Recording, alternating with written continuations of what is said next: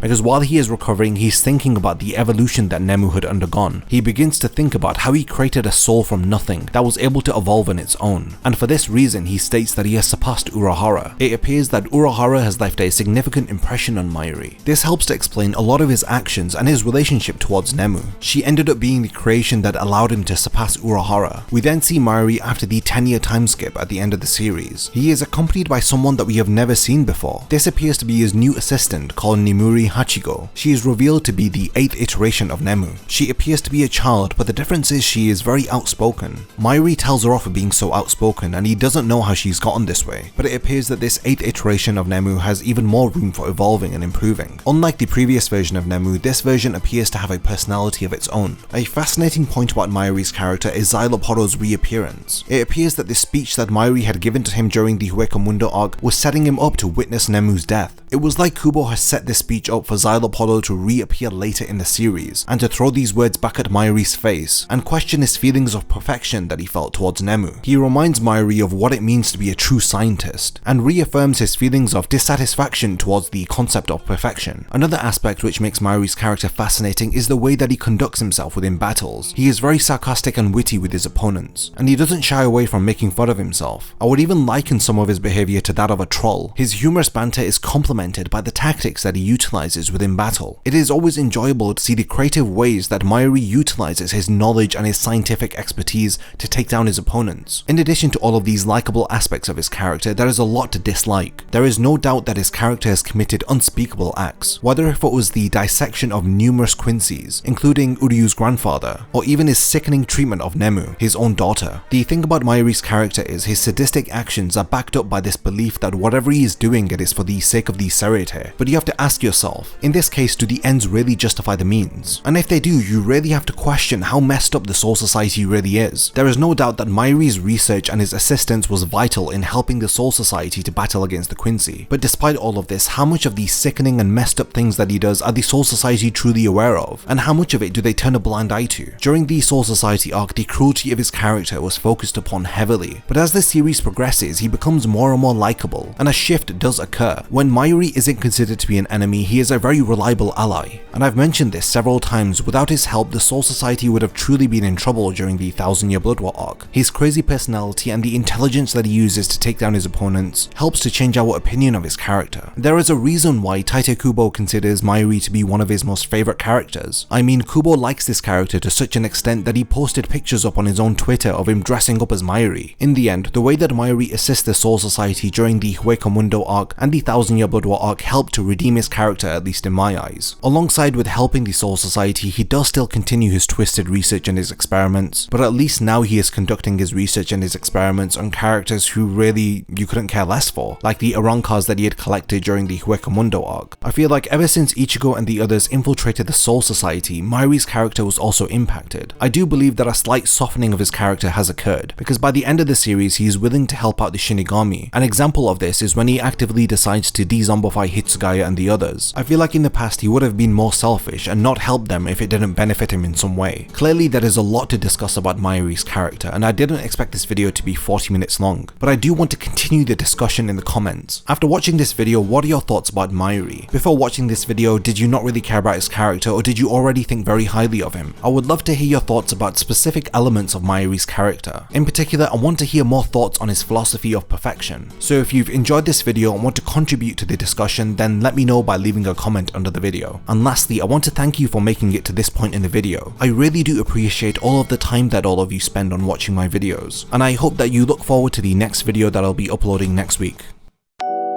If you enjoyed this video and would like to see more like it, then please consider supporting my channel on Patreon. I have multiple tiers with rewards including access to an exclusive Discord server, video scripts, as well as being the first to know about unreleased upcoming videos. Thank you for your time, and whatever you choose to contribute I will appreciate, and it will mean a lot to me.